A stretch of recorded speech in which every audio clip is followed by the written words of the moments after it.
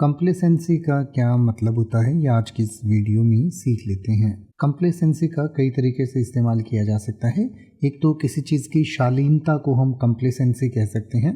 इसके अलावा प्रसन्नता यानी कि खुशी, आत्मसंतुष्टि यानी कि खुद का संतुष्ट होना, आनंदप्रद या संतोषप्रद को भी हम कंप्लेसेंसी कह सकते हैं। यानी कि complacency refers to a feeling of self satisfaction और contentment often accompanied by a lack of awareness of potential dangers and problems। यानी कि जैसे कई बार कोई ऐसी चीज़ होती है जो हमें बहुत अच्छी लगती है, जिससे हमें बहुत संतुष्टि मिलती है, लेकिन हमें पता नहीं होता कि ये जो संतुष्टि है या जो ये आनंद है, इसके साथ कुछ समस्याएं भी आने वाली होती हैं।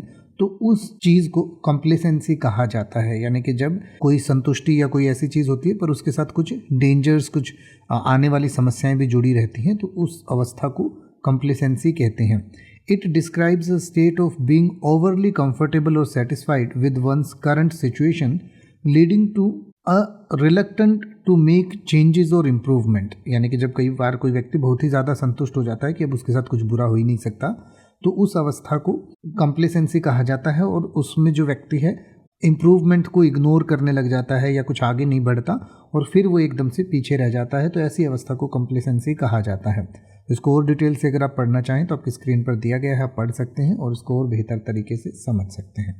अब आप ऐसे ही किसी भी वर्ड का मतलब हिंदी और इंग्लिश में YouTube पर सर्च कर सकते हैं। आपको मेरी वीडियो मिल जाएगी जिसमें आप बिना किसी फालतू बकवास के सीधा उस वर्ड का मतलब समझ पाएंगे।